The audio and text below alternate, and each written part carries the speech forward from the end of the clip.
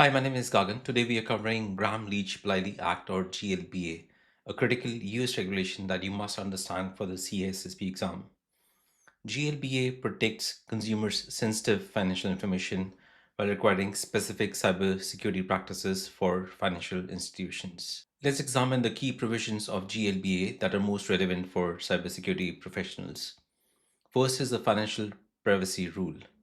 So GLBA protects financial data not publicly available like account numbers, loan details, income information, and credit histories. GLBA also requires that financial institutions must clearly explain how they collect, use, and share customer data in privacy notices. Customers must also have a choice to limit information sharing with third parties, so creating a tracking requirements for organizations. This is the opt-out rights. There's also a requirement for annual disclosure. Privacy notices are mandatory at the start of the relationship with the customer, but also annually thereafter. Organizations must keep accurate records of privacy practices supported by security systems. And systems must properly identify and categorize sensitive information to enable appropriate controls. Next are the safeguard rules. GLBA requires that organizations must maintain a comprehensive information security program. This is GLBA's core requirement. They must also have a specific person who is responsible for the security program, and it is required by law. They're basically trying to establish clear accountability. You need to have a designated coordinator for that program. The law also requires formal identification and evaluation of potential threats to customer information. So your risk assessment is actually a mandatory requirement. Organizations are also expected to have key security measures implemented, like access control, limiting who can access financial data, encryption, protecting data in transit and at rest, and monitoring systems. So basically, trying to see if there has been any unauthorized activity. GLBA also requires vendor management.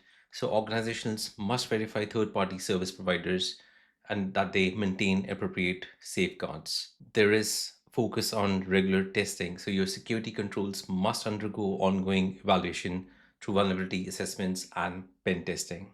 In 2021, the safeguard rules were updated. So there were enhanced requirements. Basically, the Federal Trade Commission or FTC made security requirements more specific and technical in 2021. They extended the risk assessment further. So organizations must evaluate security training effectiveness, system vulnerabilities, and attack detection capabilities.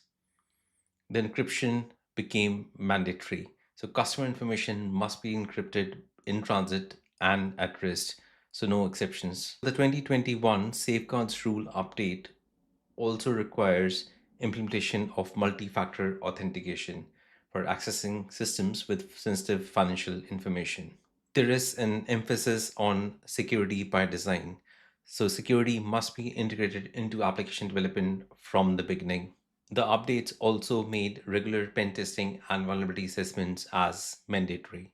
And then there are aspects of pretexting provisions or anti-fraud measures. So GLBA prohibits using deception to obtain customer information, recognizing people as potential security vulnerabilities. There's also focus on strong authentication procedures to be in place before sensitive information can be disclosed. Basically, you need to verify the identity before you can even disclose any sensitive information. There is also focus on mandatory training.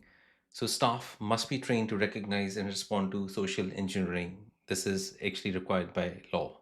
GLBA also mandates that you must have clear procedures for handling potential pretexting incidents before they occur.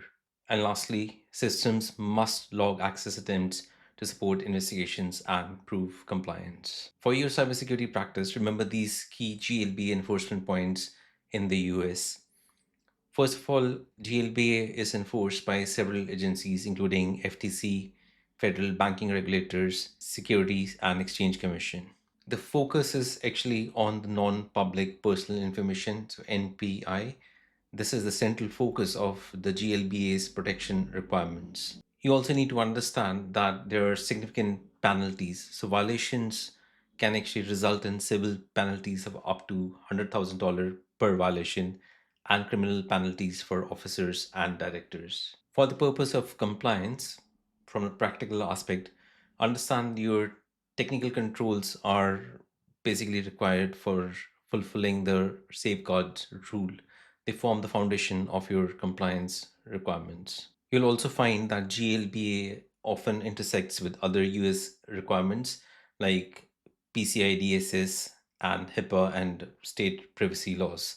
So it is really important that if you are a practicing cybersecurity professional in the US, you understand how these regulations overlap.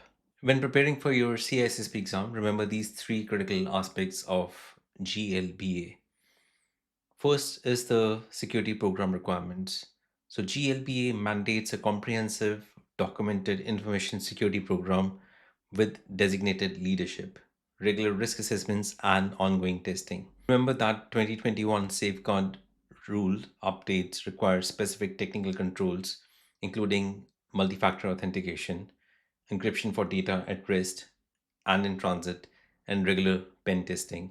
And finally, remember that GLBA uniquely addresses social engineering through its pretexting provisions, emphasizing that security extends beyond technical controls and includes awareness training, authentication procedures, incident response for social engineering attacks. This gives you enough that you need to know for the CISSP exam. I hope you found this video helpful. I'll see you in the next cybersecurity video. Thank you.